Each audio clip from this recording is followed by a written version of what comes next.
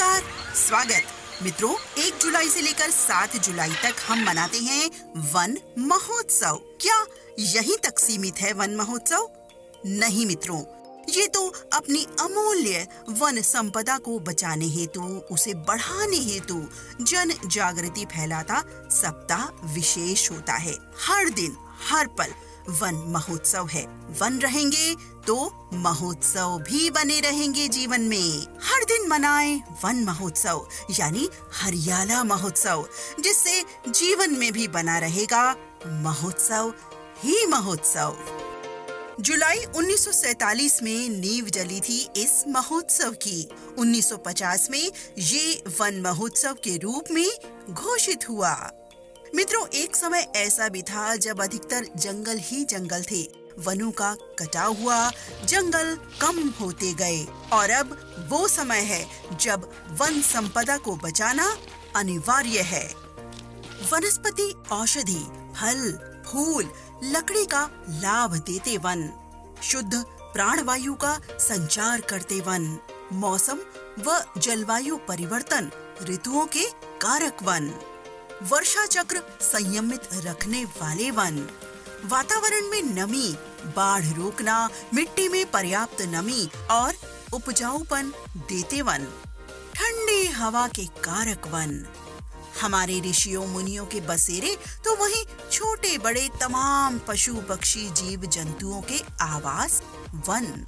और तो और वनों जंगलों के हरियाली होने का शुभत्व शादी ब्याह में गाए जाने वाले गीतों में भी नजर आता है। हरियाला बनना, हरियाली बनो।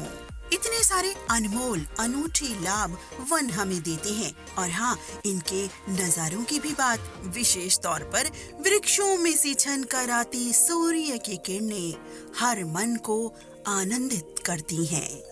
वन कटाव के नुकसानों की बात करें तो अत्यधिक गर्मी या सर्दी पड़ना, कहीं सूखा होना तो कहीं बाढ़, अनियमित वर्षा चक्र, ग्लोबल वार्मिंग अर्थात मौसम चक्र, वर्षा चक्र पूरी तरह से प्रभावित हो उठता है। ग्लोबल वार्मिंग की स्थिति आ जाती है और शुद्ध प्राणवायु जो हमें चाहिए वो नहीं मिल पाती। प्रदूषण बढ़ता जाता है और इन सब का कुप्रभाव हम सभी के जीवन पर पड़ता है। परिणाम स्वरूप रोजगार में कमी, स्वास्थ्य का ठीक न रहना, शिक्षा में कमी, महंगाई बढ़ना और अन्य दुष्प्रभाव शामिल रहते हैं। मित्रों, वनों को बचाने हेतु जन जागृति देता ये सप्ताह विशेष है। मन में ये भी प्रश्न उठता है कि इसमें हम क्या कर सकते हैं। साथियों, हम बहुत कुछ कर सकते हैं। छोटे छोटे योगदान ही तो बड़े योगदान बन जाते हैं जब हम सब उन्हें करते हैं। जल, बिजली, ऊर्जा का समझदारी से इस्तेमाल और हरियाली उगाना, ये कीजिए। और हाँ, जब घूमने जाएं जंगल वन क्षेत्र में तो वहाँ गंदगी, कूड़ा इत्यादि बिल्कुल ना फैलाएं। इन प्रयासों को ही कर लिया जाए तो ये हमारा अमूल्य योगदान होगा अपने पर्यावरण को हरा, साफ, स्वच्छ, शुद्ध बनाने वास्ते। साथियों, जीव मंडल के सकल प्राथमिक उत्पादन में वनों का योगदान 75% है। पृथ्वी पर कुल भूमि का 31% भाग हैं हमारे वन। मित्रों, धरती के 25% वनस्पतियां वनों में ही पाई जाती हैं। डायरेक्टली और इनडायरेक्टली मॉडर्न मेडिसिन्स वनों से ही आती हैं। साथियों, वनों का वर्गीकरण कई आधार पे किया जाता है। फिलहाल ऊंचाइयों पर बसे वन का जो वर्गीकरण है वो इस तरह से है। अलग अलग नामों से जाने जाते हैं, अलग अलग ऊंचाइयों के कारण, तो साथ ही अलग अलग विशेषता भी लिए हैं। ध्रुवों के निकट बोरिल वन, जो नुकीली पत्तियों वाले वन भी कहलाते हैं। भूमध्य रेखा के निकट उष्ण कटिबंधीय वन, जिनके पेड़ों की पत्तियां लंबी और चौड़ी होती हैं। और मध्यम ऊंचाइयों पर शीतोष्ण वन, जिनके पेड़ों की पत्तियां चौड़ी होती हैं। वन जंगलों की संक्षेप चर्चा करें तो विश्व में सर्वाधिक बड़े जंगल अफ्रीका के जंगलों के बाद शीर्ष 10 बड़े जंगल हैं रूस, कनाडा, ब्राजील, अमेरिका, चीन, Australia, democratic Republican of Congo, Argentina, Indonesia और भारत। भारत के वन क्षेत्र की बात करें तो भारत में 21.67% वन क्षेत्र है। सर्वाधिक वन क्षेत्र मध्य प्रदेश में, तो अन्य सर्वाधिक जंगल प्रदेश हैं मिजोरम, अरुणाचल प्रदेश, नॉर्थ ईस्ट और फिर छत्तीसगढ़। वन महोत्सव की बातें यानी वनों की चर्चा है तो भारत के टॉप 5 डेंजरस एडवेंचरस जंगलों की संक्षिप्त चर्चा भी कर ली जाए। यूनेस्को वर्ल्ड हेरिटेज में शामिल भारत के पश्चिम बंगाल में गंगा नदी डेल्टा पर स्थित है सुंदरबन जंगल, जो रॉयल बंगाल टाइगर के लिए और खारे पानी में मगरमच्छों के लिए प्रसिद्ध हैं। यहाँ की जमीन बेहद दलदली है, बेहद हरे व घने जंगल हैं। ये सुंदरबन जंगल जो भारत और बांग्लादेश दोनों देशों में ही पड़ते हैं।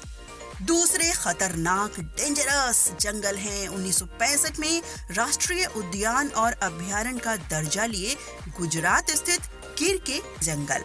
एशियाई शेरों के लिए प्रसिद्ध हैं ये जंगल। विश्व में अफ्रीका देश के बाद यदि कहीं शेर बचे हैं तो गिर के जंगलों में ही हैं। तीसरे खतरनाक जंगल है वर्षा के कारण गिनीज वर्ल्ड रिकॉर्ड में शामिल जंगल। जी हाँ, मेघालय स्थित खासी के पहाड़ों के जंगल बड़े झरने और सुंदरता के लिए प्रसिद्ध हैं ये जंगल। इन्हें वर्षा वन भी कहते हैं। दक्षिण में स्थित चेरापूंजी के कारण ये जंगल हमेशा वर्षा से सराबोर रहते हैं। ऐसे दुर्लभ जीव यहाँ पाए जाते हैं जो विश्व में कहीं और नहीं मिलते, और बारिश के मौसम में इनकी आभा देख हर मन प्रफुल्लित हो जाता है। फिर है नमदाफा जंगल। पूर्वी हिमालय में अरुणाचल प्रदेश स्थित ठंडे वन हैं। ऐसे जानवर विश्व में जो और कहीं नहीं पाए जाते वो नमदाफा के जंगलों में पाए जाते हैं, जैसे लाल पांडा, लाल लोमड़ी इत्यादि। और भारत का 5वां खतरनाक जंगल है उत्तराखंड स्थित Jim Corbett park. Bengal tiger के लिए प्रसिद्ध है ये। भारत का सबसे पुराना राष्ट्रीय पार्क है जो पीपल, आम, साल के वृक्षों के लिए भी प्रसिद्ध है। इसमें हरे घास का खूबसूरत मैदान भी है। विशेष प्रकार के पौधों के लगभग 488 प्रजातियां यहाँ पाई जाती हैं। मित्रों, भारत के जंगलों में 8000 से भी अधिक मेडिसिनल प्लांट्स पाए जाते हैं। मित्रों, इतनी लाभकारी सुंदर वन संपदा को बचाने की कोशिश में अपना योगदान अवश्य दें, तभी तो पूरा होगा वन महोत्सव का उद्देश्य। आइए वन महोत्सव मनाएं, वनों का लाभ लें, नजारों का आनंद लें और इन्हें बचाने वास्ते अपने छोटे छोटे योगदान देते रहें। याद कीजिए 1973 का वो चिपको आंदोलन और इस ओर पर्यावरणविद सुंदरलाल बहुगुणा और अन्य जन के योगदान। मित्रों, हमारे पर्यावरण कारक, जलवायु कारक, ऋतु कारक, प्राणदायक वनों को सुरक्षित रखने की दिशा में प्रयास करें। जल बिजली ऊर्जा का समझदारी से इस्तेमाल करें, हरियाली उगाएं, प्रकृति का लाभ लें, उसका दोहन ना करें। इसे अपने प्यार, अपने प्रयास से बचाएं। हरियाली अर्थात खुशहाली। वन है तो हम है। आइए वन महोत्सव मनाएं, पौधे लगाएं, हरियाली उगाएं, खुशियां पाएं।